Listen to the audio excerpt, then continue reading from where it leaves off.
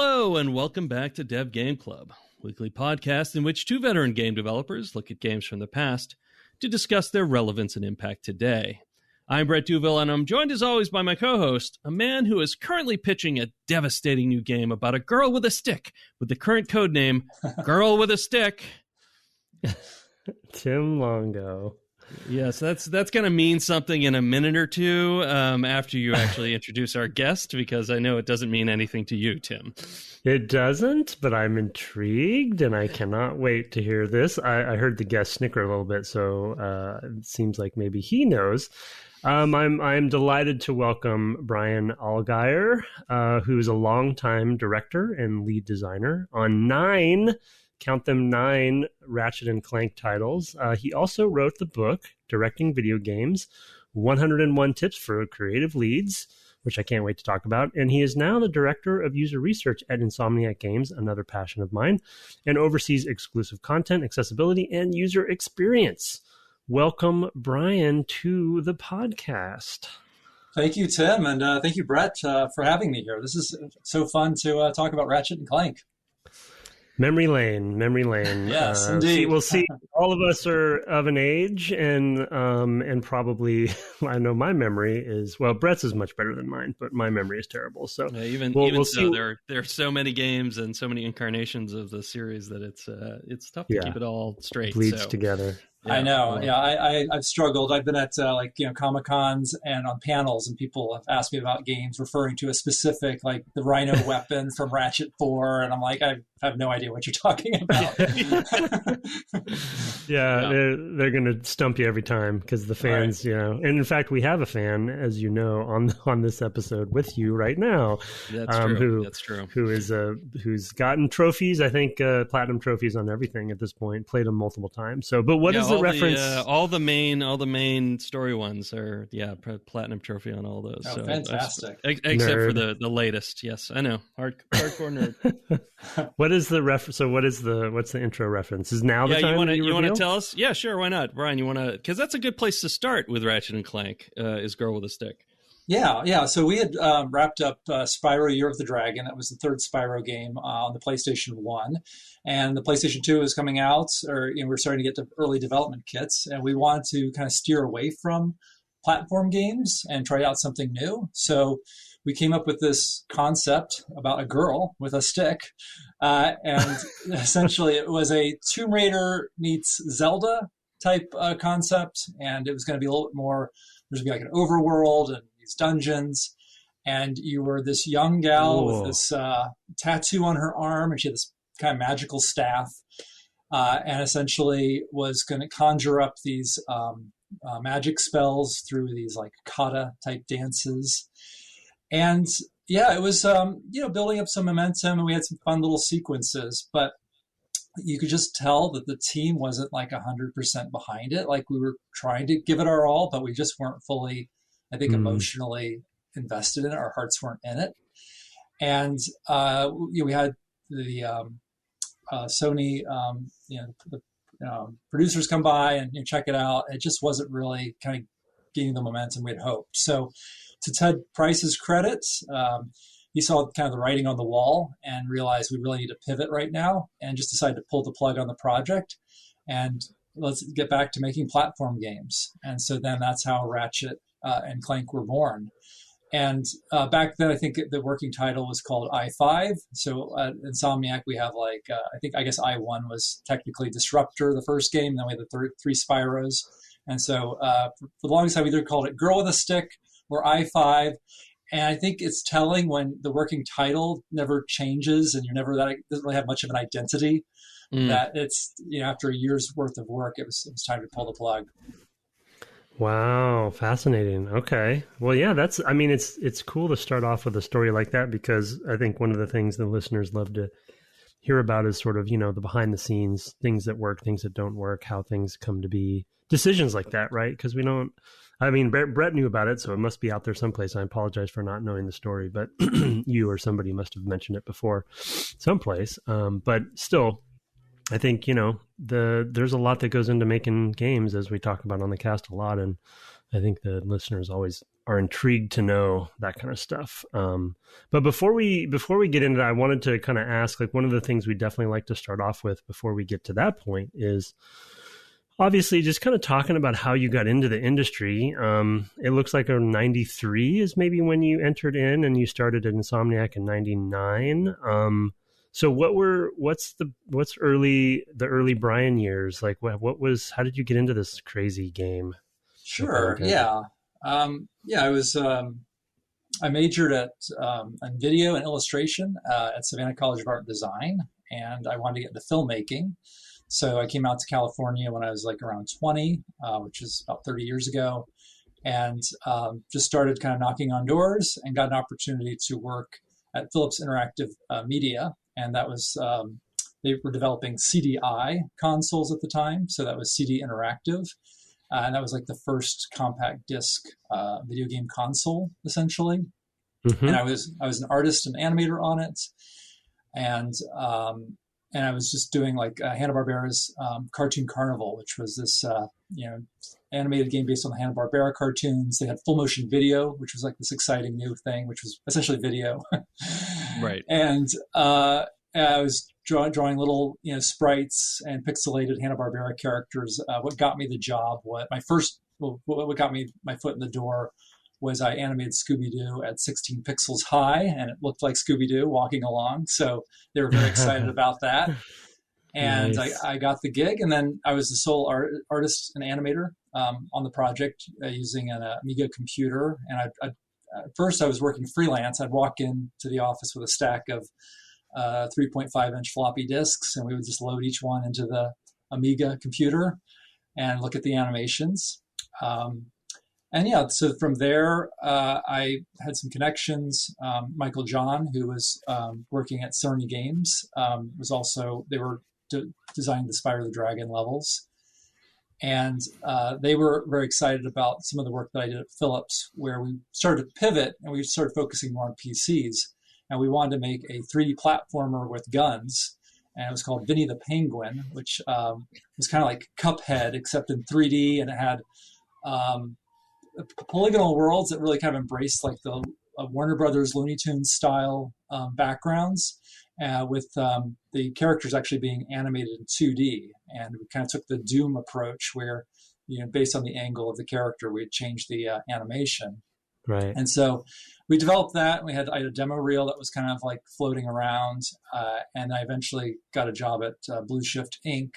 in 96. And we developed a title called Running Wild, which was a mascot style game with these little characters. I remember that game. Yeah. Mm-hmm.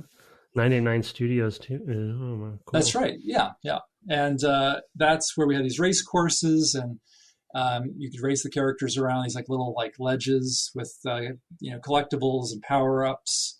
And I was essentially a designer at that point and designed all the courses.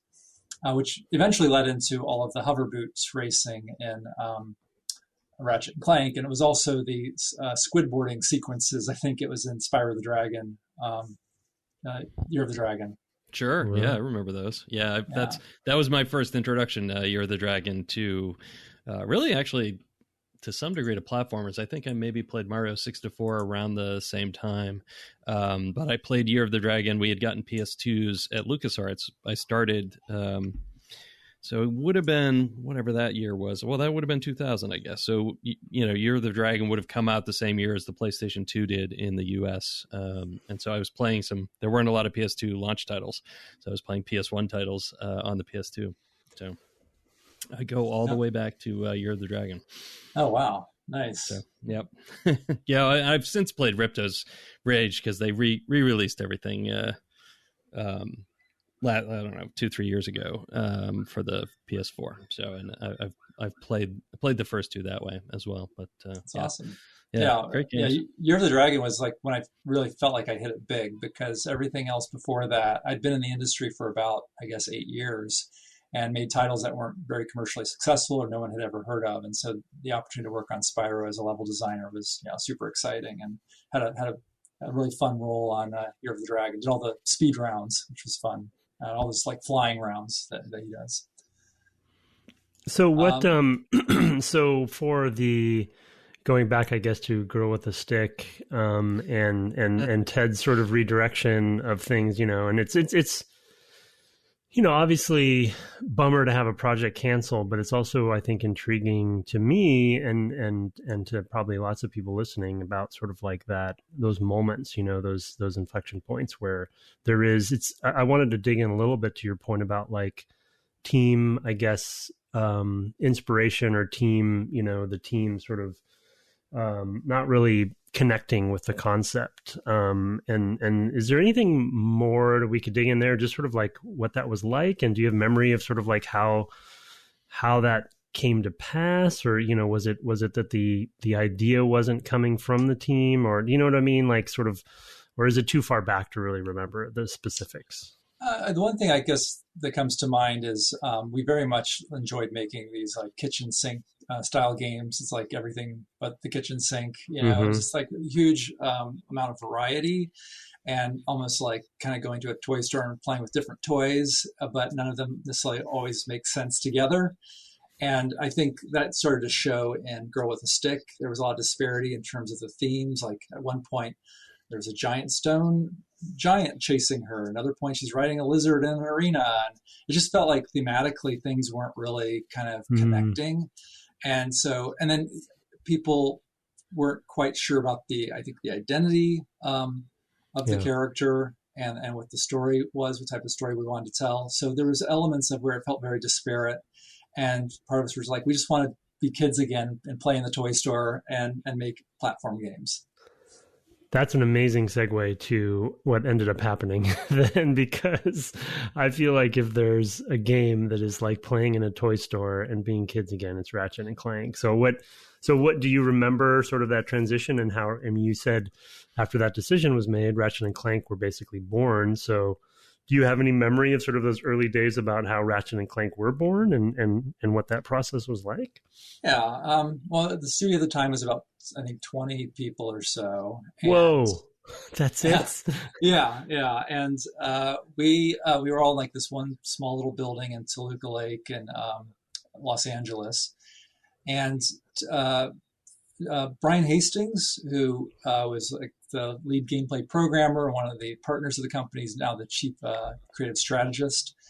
He came up with this one sentence concept, which is it's an alien traveling from planet to planet, collecting weapons and gadgets.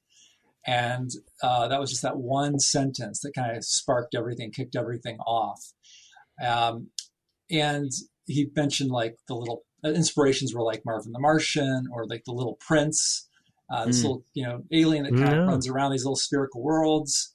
And so we just kind of fell in love with the concept. And those were kind of like the seeds we needed to kind of kick off character designs and planet ideas and weapons and gadgets. And so we did a few iterations on the Ratchet character. Initially, he was like this kind of humanoid, like lizard type character with a tail. And he had like 3 robots on him. And I guess they could all transform into different things, but they started feeling like they were more like appliances or accessories and not like a full-fledged character. So, and also the alien looked like he was pretty, like, I don't know, kind of like a typical alien. There wasn't anything about him that felt kind of fresh. Didn't feel like a fish out of water. He felt very much like the hero of the story. We wanted someone who kind of went from zero to hero. And so Ratchet, with no shoes and kind of furry and almost like an Ewok, I guess, at first. We liked that idea that he's a little bit more primitive, but then we kind of turned him into a mechanic so he's more capable. And so there was a few evolutions with him, and we were referencing, movies like Iron Giant and Nausicaa, Valley of the Wind. There was also, we were playing games like Conker's Bad Fur Day. There's a sequence where Conker has a shotgun in one of the levels, and you're just running around blasting stuff. And we just love the idea of this furry hero with a gun. And so, just things started to kind of come together, and Dave Guertin eventually kind of did this one version of this furry character with pointy ears with this robot on his back, and everything started to click. And then at that point, Mark Cerny, who was heavily involved, was like, well, we don't have an engine. we don't really have a way to show a demo at this point, but we got to get something, get some momentum going within the first month or 2 months. We've got about 3 months to put together a fantastic demo that really wows people. So how do we do that? And we modeled the character, we had him animated, we had him running around, and we created what was called dioramas, which was like the opening of the level was very detailed. So it was like a beautiful corner, I guess we call it now. Mm-hmm. Right, and, right. Yeah. And so everything looked great from this one location. You could run around in a circle in like Kirwan City and see all the buildings and the traffic moving about.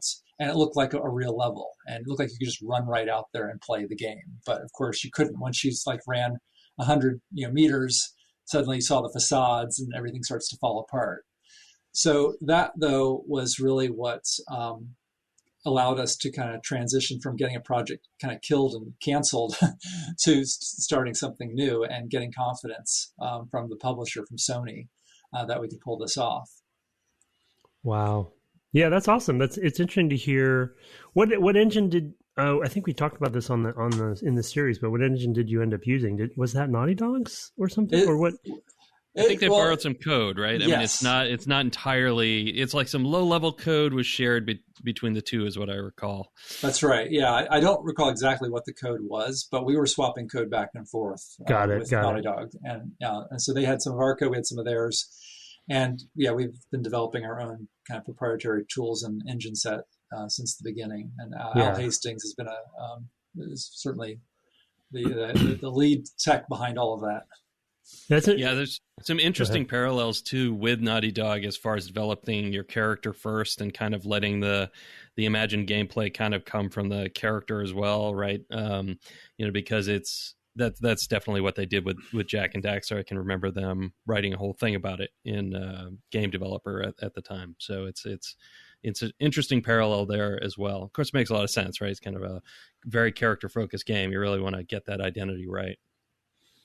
Yeah, we definitely wanted to get across his kind of attitude. That was kind of a key term that we used back then for mascot characters, and just we really wanted to play and just kind of come up with those different toys, those different weapons and gadgets, and just kind of find the fun, essentially. Yeah. Yeah, it's funny you mentioned the attitude because we definitely talked about, and we talked about Ratchet's attitude specifically, and it's fun to hear the story about sort of like him starting as a different sort of more lizard, more alien kind of character, because you can totally see how that wouldn't work for what the goal was here, and you kind of want, though I think his personality in the first one was took some how do I put this diplomatically, it was an acquired taste for me, because I haven't played any of these before, so this is my Brett being the expert and I'm the noob at the series, but he, as far as like mascots go, like he's a furry, like very mascotty kind of character that you can totally see he has legs, like you can see how he's got the DNA that you want for something versus something that's maybe more alien and not as relatable, not that people can relate to a Lombax, but he is a cute little guy, that has an attitude, I guess. So that's something to that, and totally can see that. I think tech-wise too, we were thinking the PlayStation 2 could draw unlimited polygons. We didn't really have a clue on what our limitations were, so we're like, well, let's do fur. I think we later realized that we didn't have the alpha, I guess, to be able to do that alpha rendering time, I guess. It's interesting too that you earlier mentioned sort of the kitchen sink mentality of the kinds of things that you like to make, and I mean, I feel like we even use that term specifically maybe while we're doing the series. Totally. And it definitely feels that way. And the other one, which I think was one of Brett's takeaways in our conclusion episode, was variety.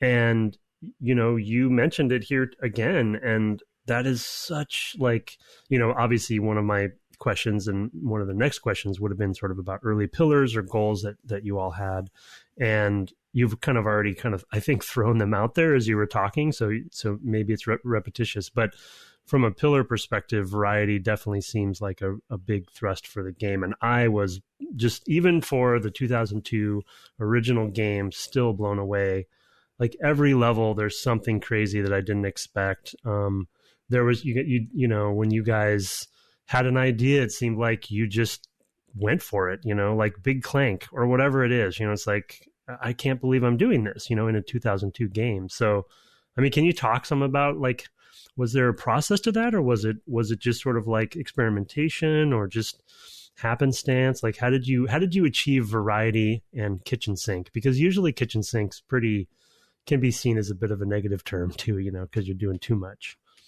Yeah, definitely. I mean, I think, you know, with the Spyro series, we certainly learned how to make those kitchen sink style games. And I think with the first Spyro, it was mainly just gem collection and gliding, and there wasn't a lot of like side mini games and activities that you could do. And so as the series progressed, we had more playable heroes and started to expand. And so that was something that we, you know, wanted to achieve for Ratchet. And yeah, there was very much a let's try things out kind of attitude. I think that was like one of the first things that Brian Hastings told me when I got the job as a designer. It's like, you know, our philosophy is just let's try it out and see what happens. Yeah, and, that's great. Yeah, and so, you know, you can certainly spend a lot of time on paper overthinking things, but once you get it into the game, there's so many discoveries as a developer that you learn about. And so that, I believe, has just been our whole attitude at Insomniac is it is finding the fun. And we still fall in the trap at times to see if we can try to figure it all out from the start, and that never works out. So it is almost like, you know, Thomas Edison had a lab where he had like 100 inventors all playing around with stuff in every corner, and then eventually someone has a discovery. I feel like that's often our approach to developing games. So how did you know to that point, like when you had a discovery? I mean, was it like having, you know, Edison, where there was your Edison that you pointed to, or was it more of a group, like people felt it, you know, or something like that as a group? Yeah, that's a great question. I know that there was a time where we had to come up with all the different enemy types, and so we had a little robot. It was called the Cigar Bot, which I guess eventually became an NPC in the Eudora level. And but he was like a little gray robot with a cigar, and we had him animating and running around. It was just something that one of the animators did for fun. And so then we were like, well, let's try to come up with a bunch of different enemy types. So everyone just brainstormed enemies, and we kind of threw them all into a pile. And then we actually took that one cigar robot and we shrunk him down so that he was knee height, and he would just, you know, hit you with his, I don't know if he just hit you with his fist or something, but that became one of those ankle biter swarmers, and that's like an archetype we use throughout the entire series. Yes. And then we had one where if you hit it with the wrench, he would split into two cigar robots. Sludge. Yeah. Right. Yeah. Those were the amoeboids. And so yeah, we had one which was floating around, and he'd fire a shot out of his stomach at you, and that was like, you know, one of our flying torso type turret enemies. So those were just like, we just wanted to get things animated in the game and get the fun and interactivity going, even if we didn't have all the assets, you know, just yet. Yeah, that's awesome. Cool. Yeah, experimenting. We definitely talk a lot about sort of that tinkering aspect, you know, of games, even in our day-to-day stuff, you know, that we do. And it's nice to hear that, you know, even back then that was a mentality for a studio that is still pretty legendary, well, very legendary, and still very successful, you know, to have it been, you know, had it been built on that sort of foundation of tinkering and playing and experimenting. Because yeah, I totally agree with you on, you know, paper is not the approach. It can't achieve all those sorts of goals. And I think with just the weapons alone, I mean, enemies are a good point for sure, but I mean, the weapons alone feels like a great example of, I mean, the weapons themselves feel like a bunch of experiments, really. It's like, you know, because they're all so different, and I assume similar to the enemy process where you all just sort of brainstormed and tinkered with stuff, and then kind of the best ones rose to the top. Was that the approach to the weapons? Yeah, definitely. We threw out lots of different weapon ideas. I think we came up with around 60 to 70, it's like 65 or so ideas initially. And then we whittled that down to, I actually forget how many weapons we had. I think it was like 12 or something in the first game. And And so, yeah, you always knew when something's successful when it would get a big laugh in the room. So, Yeah. At one point I was like, oh, why don't we have Agents of Doom? And everyone's like, what are Agents of Doom? I'm like, I don't know. It sounds cool. And everyone kind of laughed, at just the idea. And then we figured out what Agents of Doom was. And certainly there was the inflato ratchets or the decoy glove. Yeah. Right. Yeah. And so, bag, and so we just got a kick out of it. It was like we're in a writer's room, coming up with jokes, except they were weapons. Right. And at one point it was like, oh, there's a ball that you throw out and causes all the enemies to dance. And that didn't make it into the first game, but that eventually became like the Groovatron in later games, the whole disco ball thing. The Groovatron is excellent. Yeah. So, I mean, my philosophy is that if we're having fun making the game and coming up with just fun ideas and we're laughing in the room, that's going to translate to the player. That's great. That's profound. I think it's a good approach, especially for this franchise that seems to be all about like pure fun. I think one of my takeaways, it was just like, I don't remember how I put it, but it's just for the sake of fun. There's just so many aspects of the game, from the slide rails or whatever those are called to each of the weapons to the levels themselves, such a huge variety. And I just kept until the end. I mean, Starfighter stuff going on as well. So, I mean, crazy how much variety was there. Another category that I was interested in, which you kind of mentioned Conker, so maybe that's where the inspiration comes from, but the hybrid of platformer or mascot rather, maybe, and shooter specifically, where was that coming from? Spyro, where was the emphasis on guns coming from? Was that just sort of shooters were kind of in, or do you remember any sort of like that hybridization and where that was coming from, or was it just Conker? Yeah, I mean, thinking back to that, I mean, Insomniac started out as a first-person shooter developer with Disruptor. Yeah. And so a lot of that's been in our DNA. And of course, we developed the Resistance series. Yeah. So we always love the idea of, having weapons and shooting stuff is fun. So I think that was always something that we were trying to incorporate. We also, on the Spyro Year of the Dragon, we had a character you could play as, I forget his name. It was like a monkey with a gun. It was like a secret agent monkey or something. I forget. But he... I remember Sheila, the kangaroo. Because sounds awesome. That one was funny, but I don't remember the monkey. But he was like a spy, and there was like a ninja level that we developed, and you're like shooting ninjas, and it was like one of the more fun aspects of the game. And so anyway, I just, it was fun just to think about how can we play up weaponry and have all this cool kind of like James Bond type equipments, like the flying Visibomb and, other fun little elements. So I think that was definitely an inspiration, Yeah, gadgets. Yeah, and it's one of the things that we try to do in the podcast, and you just gave a really good example of that, of trying to, one of the reasons we wanted to play old games and kind of talk about how their lineage sort of progresses forward into the medium, and there's a micro example of a lineage, an idea that was in a previous franchise, a previous game that blossomed into a whole franchise for the studio, and to your point, shooters are in the DNA.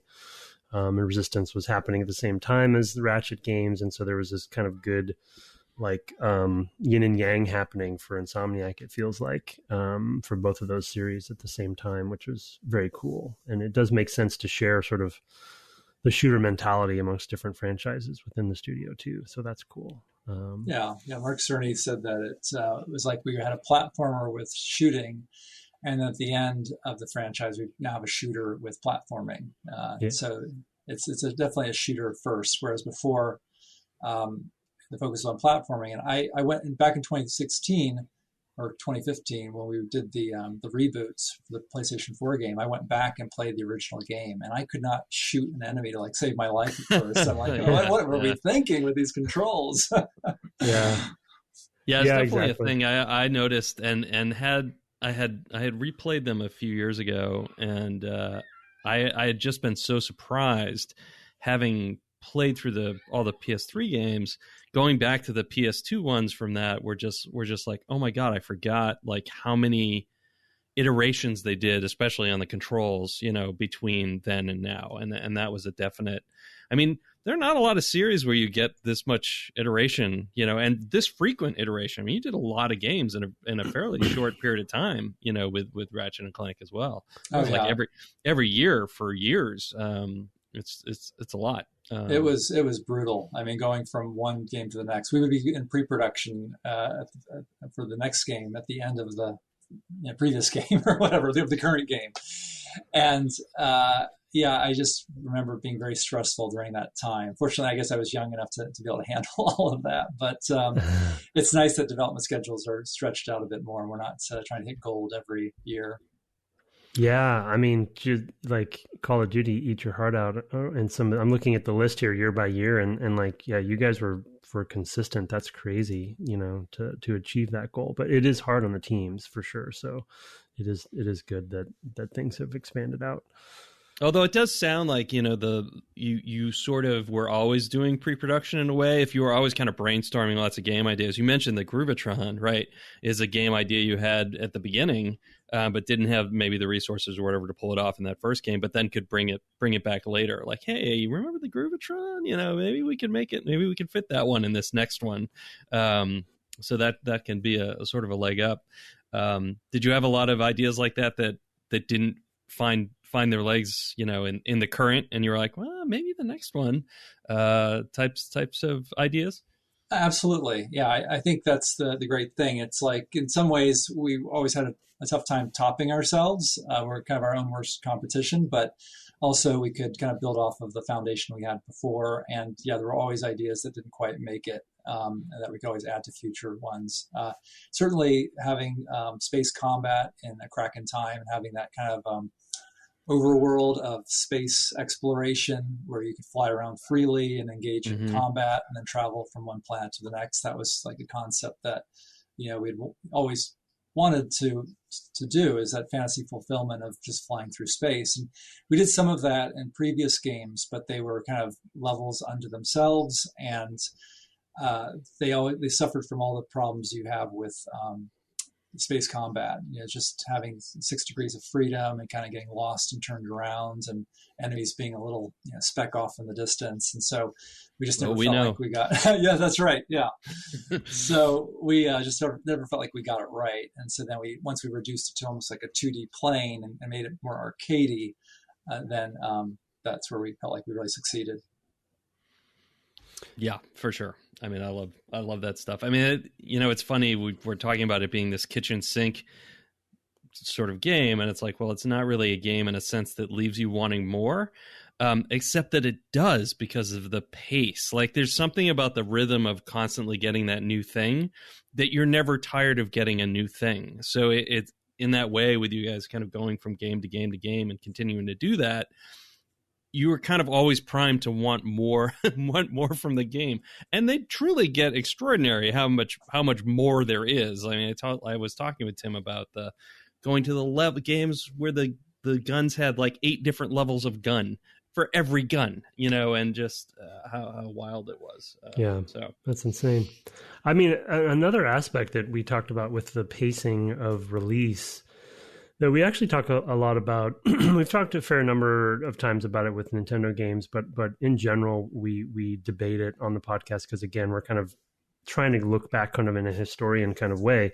Iteration with a franchise is, on this scale, is pretty rare, and to have it be this consistent. And I kind of wanted to ask you about that specifically because, and how it related maybe also as a sort of second bolted on question to its success and its longevity, because it's such a I don't want to say luxury, because it's you guys earned it, but it's a fortunate thing that you guys have set yourself up to succeed, and being able to iterate on something. It definitely sounded like a grueling schedule that release every year, but it also, to Brett's point, it allowed you to kind of always be experimenting, always to be pushing forward and iterating. And so many games don't get that many tries, that many kicks at the can to make something better and better and better.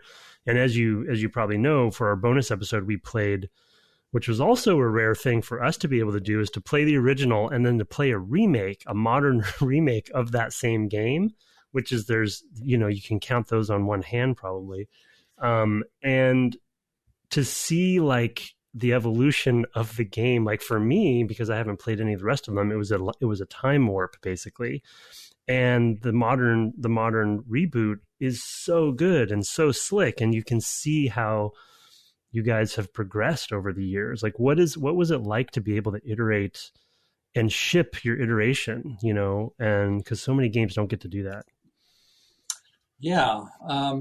Wow. That's, I know it's been quite a journey here, and it's hard to believe that I guess it's been 20 years since we developed the first game pretty much. Yeah. Yeah. It's interesting. My mind goes back to when we were working on Going Commando, the second game. Mike Stout, one of the designers, asked me like, he was creating an email that would be sent to us in 5 years. It had like a timer on it, like a reminder. And he's like, Brian, what do you want to say? I'm like, if I'm working on another Ratchet and Clank, please shoot me. because at the time, I don't know. I was not in a great headspace just working on the project. But the funny thing is, with everyone we've developed, there's always been that initial like, oh my gosh, here we go with another one. I don't know if I can do this. And then next thing I know, I get all fired up and the team's inspired and we just get really excited. And I wouldn't want to be working on anything else. And I think that speaks to just our love for the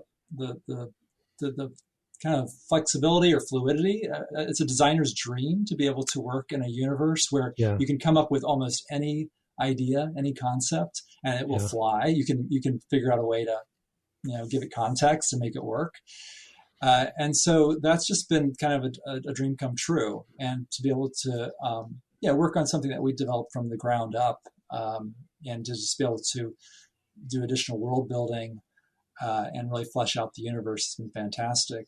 And I think key to all of that that's kind of been interesting is we've had to adapt or die essentially. So, as we were looking at the third Ratchet and Clank game, we saw, the Halo series popularity go up and first person shooters. And so we really like, how do we take a page from Halo's book here?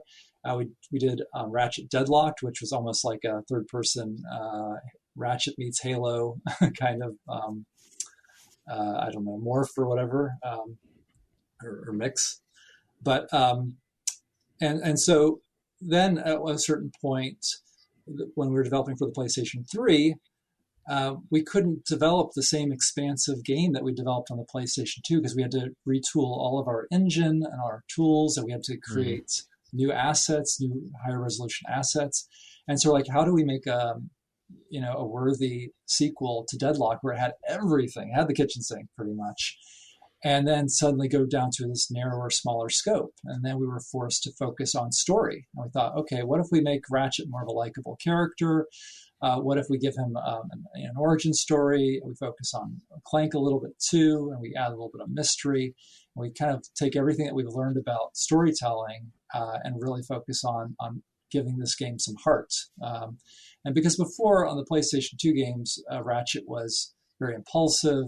He was, like salivating over Courtney Gears, like the Britney Spears robot character. And just, he wasn't like the most likable in some ways. He was just very sophomoric, I guess, And so on a story level, we just really got to improve our writing chops. And so with each game, we just found that there was always some new challenges to explore. How do we make this look like a Pixar movie? How do we develop characters that you're going to love and potentially, offer some more questions at the end so that we're queuing up, the next game to provide some answers. So yeah, it was definitely tough, but it was definitely a fun ride as we went. And I'm really glad, I look back at those years and I'm very proud of, what we've developed and just how the team was amazing. How we kind of pulled it together. And even though, there were some very daunting challenges at times where it's like, we're never going to, hit gold. We managed to do it. That's pretty cool go ahead, Brett. Yeah, I was going to say, the company just really kind of stuck it out for all those years, right? It was doing the, it had done the Spyro and done the Ratchet and Clank. But at the time, I remember I was always so excited when another one was coming out, but at the same time did not feel that necessarily around me, right? Of course, I was working with a lot of primarily PC players at the time. So they were not super, action platformer people. So there was that. But it was kind of it was an operation that was always trying to chase the ring, try to get one that just blows up enough that you can breathe, right? I mean, I'm sure there was some definite financial incentive behind shipping one every year. Oh, definitely. Yeah. And there was a point where we thought we were going to have a year break to do pre-production on A Crack in Time, which was the third, it ended up being the third PlayStation 3 game. But we had also made an agreement that we were going to have a Ratchet and Clank game that somehow touched the network. And so what that ended up becoming was a DLC download called Quest for Booty, which was like a pirate game in between Tools of Destruction and A Crack in Time. And that ended up eating up our entire pre-production period for A Crack in Time, but was also our pre-production development. We had developed a new mechanic for the wrench where Ratchet could throw the head of the wrench at things and latch onto it and have like an electrical tether and manipulate things. And we just really focused on creating more atmospheric levels. We added some lights, like conversation trees, and it was a little bit of a fun way to experiment on a smaller game. And then we learned a lot of lessons for the bigger one. Yeah, for sure. That's you were going to say, Tim. Sorry to jump in. Yeah, no.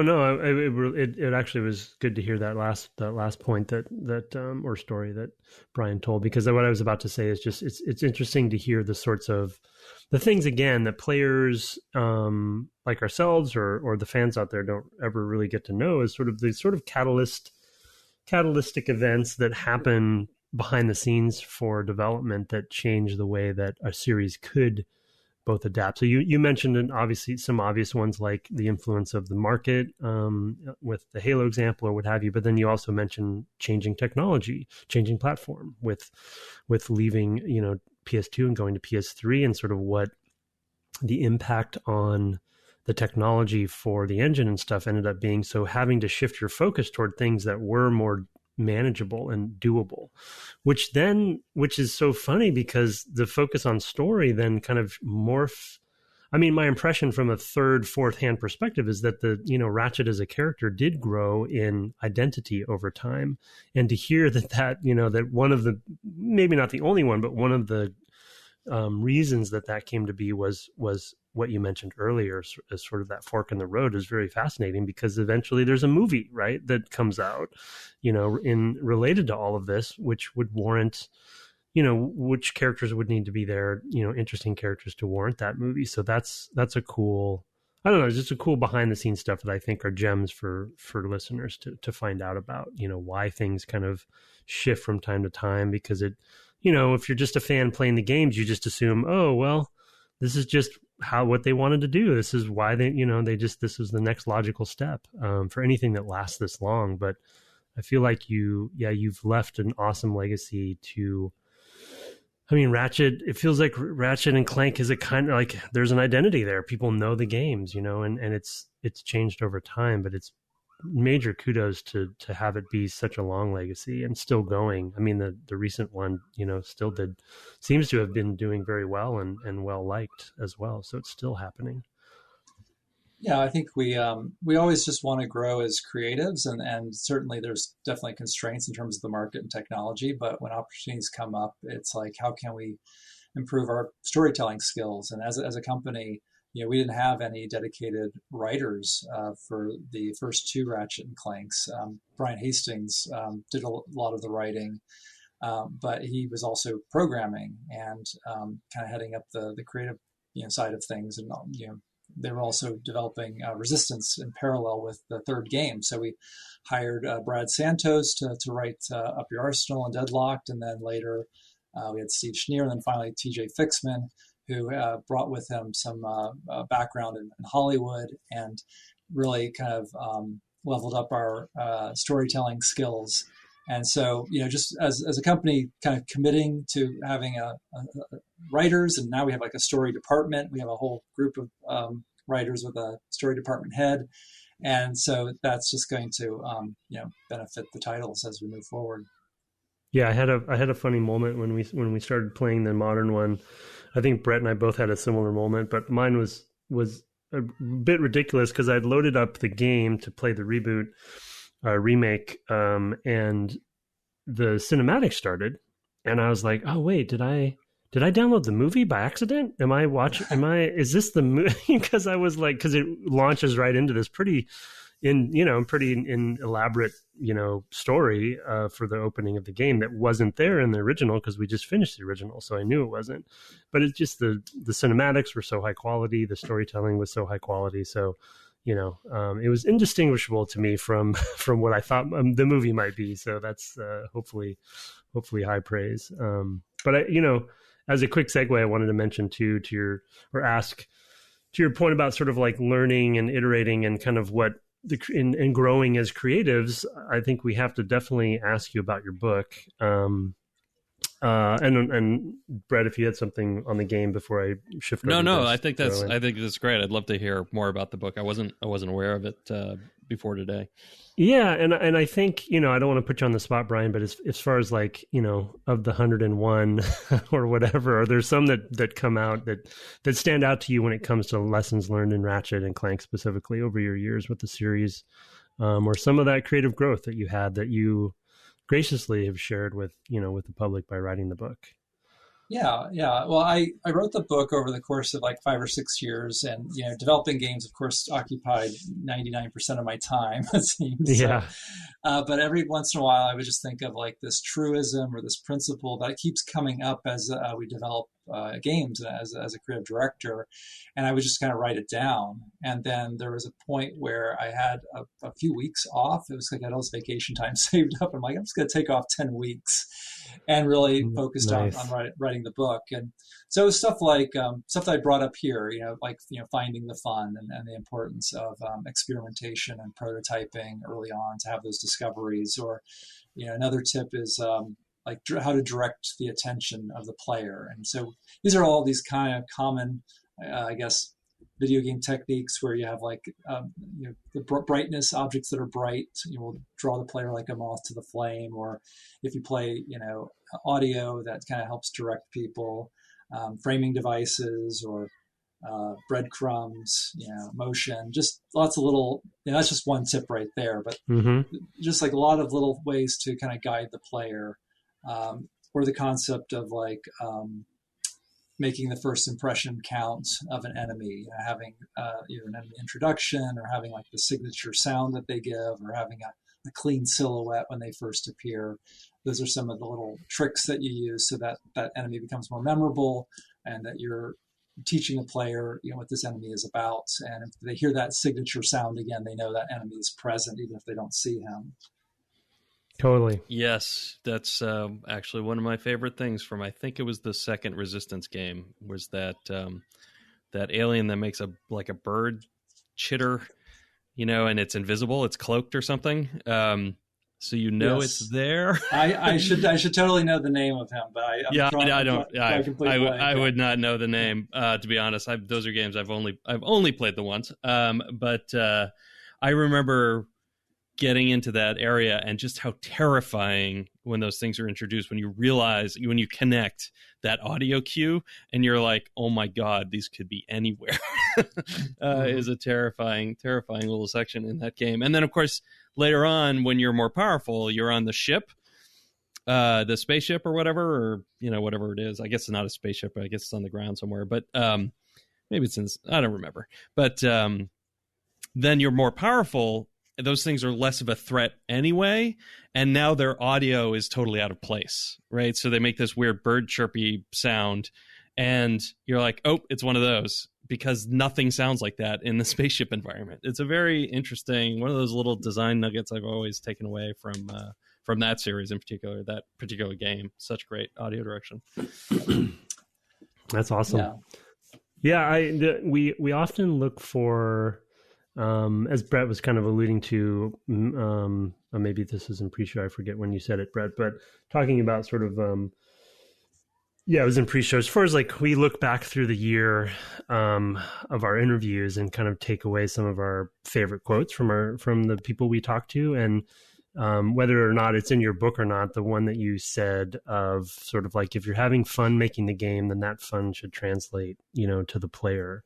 That's a good sign. And for me, I'm already saying now that's going to be one of my quotes to take away for our end of the year episode, just because I think it's such a great perspective, that I think sometimes we take, I know I do, I take game development almost too, and game direction specifically almost too seriously. We kind of need to remember that that we're making something that's supposed to be fun, and we are trying to find the fun. But if making the game itself can also be part of that fun, and you are laughing about different things, that's a fun takeaway for me as well. No pun intended there. Yeah, it's interesting for me because my career has like pivoted quite sharply in the last 5 years, and I became focused on user research. That was my next question. Okay, yeah. But, as a creative, you're trying to intuit or understand, or you're working with the team to intuitively figure out what is fun and what would be fun for me. But you're not always 100% sure. And it's not until you get into the lab and you see people playing the game and see their, find the truth, what their reaction is to the content. Do you really understand it? And, 10, 15 years ago, accessibility and players with disabilities was not on my radar at all. I just thought, well, I guess they just don't play our games, or they really struggle. And I didn't understand that we could improve our games to make features that more people can play them. And a lot of people with disabilities, they benefit the most from being able to, escape and have these, superhuman abilities. And so why not try to make our games more accessible to them? So that's been kind of my big focus since working on Spider-Man. And then on Rift Apart, I was fortunate to both be kind of like a story consultant and work on the creative side, but also do a lot of user research. And we looked at how we portrayed characters with disabilities. And in that game, we have Rivet, who's the female Lombax, and she's got like a robotic prosthetic arm. And then at one point, and this is not a huge spoiler or anything, Clank gets damaged, and quote unquote damaged. He loses the use of his legs and one of his arms. And so, we started to realize that we're actually making a statement about what it means to have a disability, what it means to be a hero. And so those were things we had to explore with consultants and the team to better understand how we can best portray these characters. Yeah, that's awesome. Yeah, it's great, and it's been a big focus for the industry, being I think overall fairly behind or very behind in that recognition. So it's awesome that, obviously the reason I wanted to ask you about your new role, or newish, it sounds like it's been years, is that it's also rare to have, for a studio like Insomniac, to have such a dedicated group, looking at that. Having come from Microsoft myself fairly recently, obviously they have their user research group, which is enormous and wonderful and stuff, but it's obviously a big corporation. But it's how did that department come to be? I assume it wasn't always there. And it's great that Insomniac has devoted the resources to it. Like, what was the genesis of that? Yeah, well, we have always been kind of invested in user research, and we certainly went to the Sony lab for testing Ratchet Clank, and so we did that very frequently. And then there was a certain point in the project where we had too many creative directors and not enough projects. And there was definitely a pause in the Ratchet Clank development, and we were focusing on Spider-Man. And we were also developing some VR games. I actually directed the Edge of Nowhere title. Yep. But then after that, I was kind of ready for like a new challenge, and the opportunity came up to focus on user research. And so for a while there, I was like a lone user researcher, kind of heading up the department, much like I was heading up the design department when it was just me on Ratchet and Clank, 15 years prior. And eventually I got the opportunity to hire some researchers, and we worked very closely with the Sony team. But there's nothing like having an internal research team where we can run studies with employees. We actually find people in the company who are very unfamiliar with the project. They might be on another project, or they might be, I don't know, like in finance or something. And we have a chance to see them play through the game and catch a lot of big problems early on before we put in front of external participants. And we're very much integrated with the development team. We're meeting with the CDs and with the lead designers and game directors, and just having these discussions. And we have an opportunity to provide some creative input and provide a perspective on how to make our games better. And I noticed in the previous podcast, you'd mentioned the quality of life stuff that we focused on. And I think that's always been a big part of Insomniac, is we definitely want to kind of find the fun and be playful, but we also want to minimize any chance of frustration or feeling like we did something cheap to the player. And I know that I and other folks on the team, we have very low tolerance for frustration in games. We're like, why can't we just, smooth that out? And so I think these research teams is part of that, is reducing that frustration, making a frictionless and fun experience. I wonder, you mentioned basically that the last title that you were creative director on was Edge of Nowhere. I'm a person who is very skittish about VR because I get motion sick from PC games. So I'm very terrified of putting screens so close to my eyeballs. And having maybe the flicker response. I know there are a number of things that contribute, but I wonder to what degree sort of working in VR and all the challenges that poses accessibility kind of led you to go in that direction. It did, yeah. And I neglected to mention that point, is we did a ton of user testing internally for trying to figure out motion sickness with VR. Edge of Nowhere was our first project, and they really wanted to solve the locomotion problem. And how can you move about these worlds without being getting nauseous? And we looked at a number of games. I'm drawing a complete blank on the platformer game that was in 3D. That was fantastic, or VR. But we looked at that, Lucky's Tale, that's what it was called. Right, yep. And so we kind of took that, but we kind of pushed the camera in and did some exploration with kind of more forward movement and not much lateral movement. And we found that was pretty effective. And we could create some really atmospheric and kind of objects that were both close to the camera, but weren't too nausea-inducing. And there was a point where we realized that 20% of people probably just can't play this game. They're just going to get sick. They just get sick if the camera moves at all. So we just further developed for that. And it was really fun, I think, just experimenting, understanding how people reacted to it, and doing that whole testing cycle of making gradual improvements, based on the data that was coming in. And so that definitely kind of got me excited about focusing more on user research. Well, I think if there's any place that's a good place to start putting a bow on it, is always pushing forward, because I definitely think of Insomniac that way, and particularly this series, right, which is, for me, the Insomniac, that I most connect with. I've played the Resistance games I mentioned. I played Sunset, Overdrive, but this series has been near and dear to my heart for a long, long time now, and so thank you for it.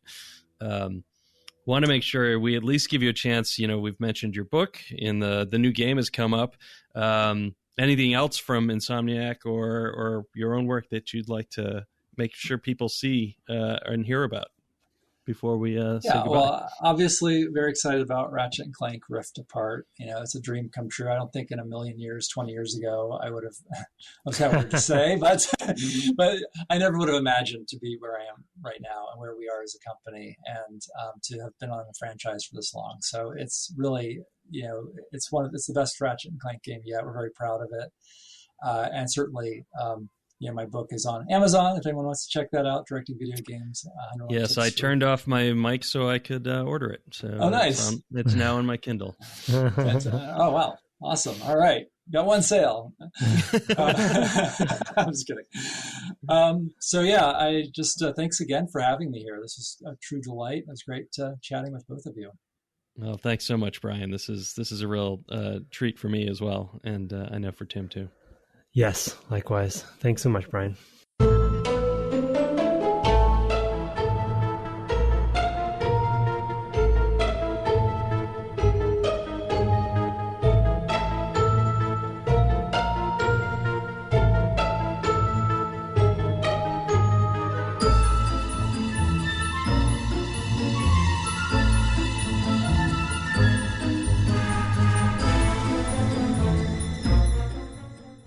Welcome back from the break. That was a fantastic conversation, and I have to say, any interview where I get to make somebody, who worked on a game I loved and made me laugh, to be able to start off making them at least snicker is a win.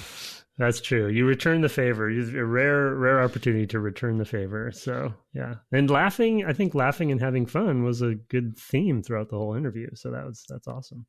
Absolutely. But yeah, that was a lot of fun. Thank you, Brian. Yes. Big thanks to Brian for taking some time out. We're recording on Labor Day, so on a Labor Day, no less, to come in an off work day to talk about work. It was great stuff for us. And a real pleasure. And I look forward to reading his book too. So, because that's me, the reader. Speaking of reading, so went right to it. I, of course, did not get around to my book recommendation last time because this was a tough one to pick, I have to say, because this is not, right, there's not an obvious thing that I read that I'm like, oh, yeah, totally, Ratchet and Clank. And I would say that the one I'm going to mention is not a total match either, even though the title I see now is RC in the title.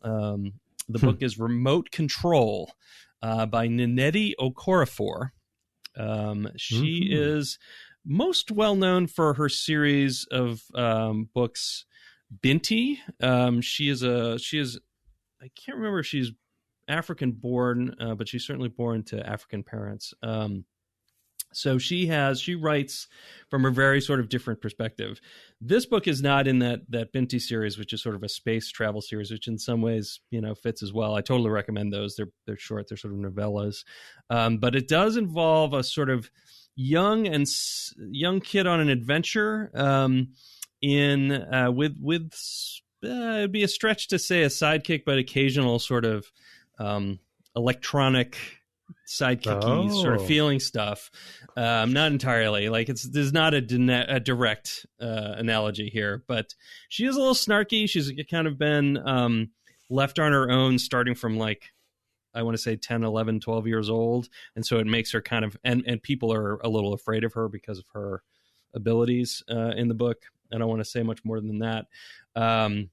Anyway, it's a super interesting book. She basically goes on an adventure of her own because of her contact with sort of, it'd be too strong to say alien life, but let's just say something alien. So really interesting book. I would recommend Okorafor's work generally. And so that is one that I thought of. Plus it starts with RC, Remote Control. Nice. So it works out pretty well. So that is my book recommendation for the series. And if it shows anyone to read more of her work, I think that's a good thing, and that person will be pleased. So that said, let's move on to, we didn't have any new reviews this week, but we love those. I will spare folks all the places to go, but if we don't read them, let us know where they were so we can track them down. And our email, of course, is devgameclub@gmail.com, where Sam sent us this one, which I gave to you, sir. Yes, subject is no Ratchet and Clank emails. I'll bite from Sam. Hey, Brett and Tim. I hadn't played Ratchet and Clank before, and since it sounded short, I decided to play along with the cast. This game was definitely longer and more varied than I expected.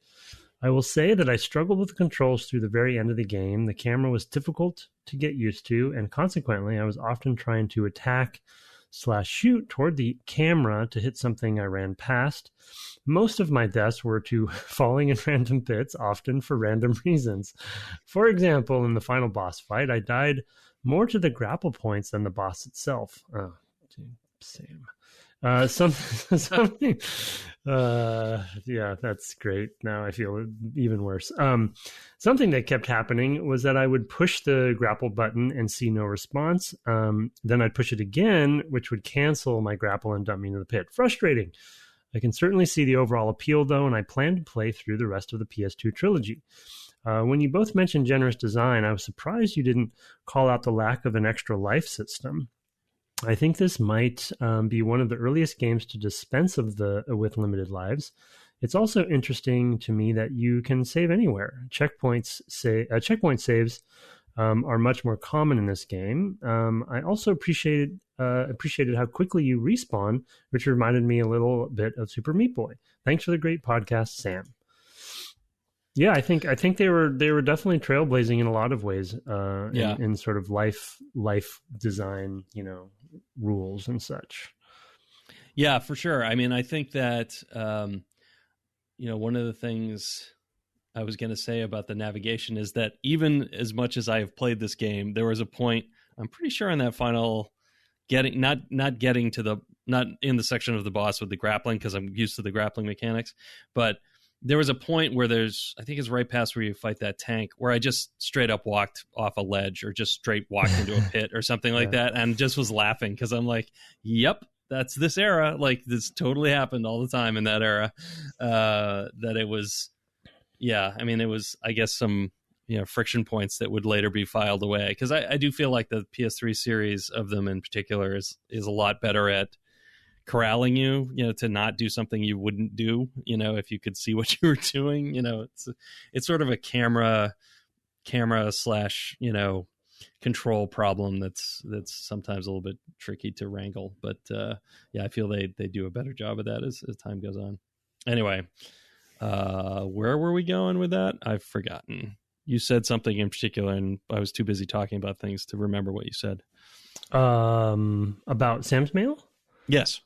Oh, no, I don't think so. Okay. I was just commenting on the fact that his frustration with the boss fight was. Oh yes, similar to your own. Well, no, his was on the getting there. I didn't have any trouble with the grapple stuff, and he didn't have any trouble with the boss itself, I guess. But I definitely did. I'd be interested to know how much he upgraded, if he did, or if he won the boss with just the stock stuff like I was trying to do. So, that's tough. Maybe someday, but yeah. I mean, I really think the Tesla coil is the thing to have.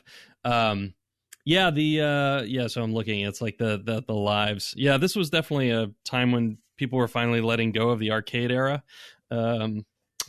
This generation in this sort of game, where it was like, oh yeah, that's right, we don't need that. I think even Spyro still had it, as I recall. Well, and like Brian was mentioning in the interview, which I forgot to reinforce before the end, was the fact that they are, as a studio, so focused on low friction, or no friction, and just like making it a smooth experience for the player. And I mean, I think he kind of threw it out there as a bit of a throwaway, but it really, when you think of Insomniac's games, like that is really, that they are good at that. Like they make very smooth experiences for players where there is, and this is 2002, of course, so you go back and there's friction here, but at the time, to Sam's point, they were already starting to remove friction, like the live stuff, like the respawns, like the save points, and so they just get better and better and better with it. And then you get to the modern reboot one that we played for the bonus episode, and you're like, that is the least amount of friction I've ever seen in a game. I mean, it's just like smooth, like the whole experience is like, just here, I'm just going to hand you fun, like on a platter, and that's, I mean, they make it look easy. That is not easy. Yeah, they do. But clearly it's in their DNA. Yeah, and that's also a thing that they, that the Spider-Man game, the new Spider-Man game was really, right. Called out for is just, it just is, you feel like a superhero because they're good at doing that. I would point to Sunset Overdrive as well, which makes navigating that world, which is basically as much grind booting as you want to do. I mean, it's everywhere. It's like right. It's like grinding in a Tony Hawk game where it's like you can just kind of do it all over the place constantly. You can really rack up your score that way. And this is that, like the whole world, and then with zombie enemies, basically. A lot of fun, that game. I quite enjoyed that one as well. So you definitely see it as part of the lineage, and that's the one that came out on the Xbox One, I believe. Yeah. So but that's been their filing away anything that you might trip over, has been a big part of their DNA for a long time. I would say that's less evident in the Resistance games because first person shooters are kind of a different sort of design as far as that goes. It'd be interesting to, I've played all three of those, and I definitely have thoughts, but we don't need to go into Resistance here. My favorite is the first one, I'll just say, but it's mostly tone and things like that I think they really nailed. They had this sort of chipper, stiff upper lip Brits, and as being kind of the focus, and that changes, and I think has more response to market forces after that. Your Calls of Duties or whatever, and it loses some of its charm for me. But anyway, thanks for the email, Sam. Should we call an audible and talk about our next game? Oh, right. Sure. No, go for it. Are we going to go with the one we talked about? I think so. If it's the 2007, 2008. Sure. I think it's 8. But anyway, harkens. Let's say it harkens back to our very first episodes. Oh yes, right. Yes, it does. So it's been 5.5 years, and we have basically kept to a fairly narrow window of video game history, ending in 2005. Right, that's as late as we've gone. It is time for us to go a little bit forward from there and turn to what in some ways it was 2007, almost 14 years to the day. A game that sort of I don't know. I think made a lot of people look twice at what games were doing narratively at the time. I think we've certainly progressed even further since then. But that game is 2007's BioShock. Can a first-person shooter make you cry, Tim? I don't know. But at least we'll talk about it. At least it can make you maybe think a little bit more than they had before that. So it will really be interesting to talk about. We will sync up this week and figure out where to play to. We always say, I don't think this will be a long series, so we'll see if it's 3 games or 4, 3 weeks or 4. But yeah, it'll be really interesting to look at this game. It is. It feels like it was when the blogosphere had really kind of kicked off as well. So there's the game that launched 1 million takes. So it's worth talking about. And then that carves out a little more space for us to look at, in ensuing months. Anyway, yeah. So play along, dust it off. Yeah. I'll be playing. I think it's good to expand our window a little bit and progress forward. I think that's appropriate. Yeah, we have been doing this for a while. Yeah, 5.5, almost 6 years. Time to broaden a little bit more, because we've gone back further. But 05 has been like our I don't know, later than that. Do we want to talk about later than that? But I think it's time. Anyway. You can find us on the web at devgameclub.com or on Twitter at devgameclub, where you can also find my co-host at Tim Longo Jr. with the JR at the end. You can find him also streaming at Tim Longo Jr. at twitch.tv, where have you announced? That's tonight. That's like... Are you playing tonight? No, I'm going to skip another week, I'm afraid. Okay. So sorry, folks, for... Are you still not going to announce what it is, then? No. I'm going to play Control. It is going to be Control. Are? Okay. Yep. So I'm going to set it all up, and I'll be ready. But I think just because it's Labor Day, I'm going to take the night off and extend it for a 3rd week. But next week, for sure. And it's going to be Control, so I'm excited. I'm intrigued by that game. Good plan. I may undercut you entirely and stream some of it myself. Okay, good. Yeah. That'd be hilarious. Like I play for a couple hours, and then we switch over and you play it for a couple of hours. Our intro and outro music was written and performed by Kirk Hamilton, commissioned by friend of the cast Aaron Evers, and our logo and our new Smart Dumb Fun shirts is by Mark Garcia. Have fun on your apology tour across the galaxy this week, and good night. Good night.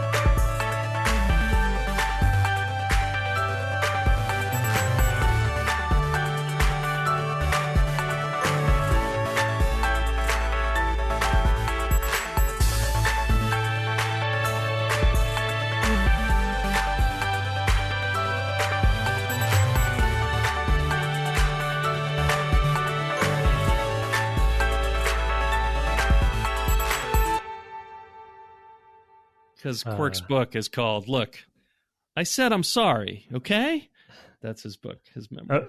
Oh, is that really for real? That's at the end of that 2016 Ratchet and Clank. Oh, how funny! That's great.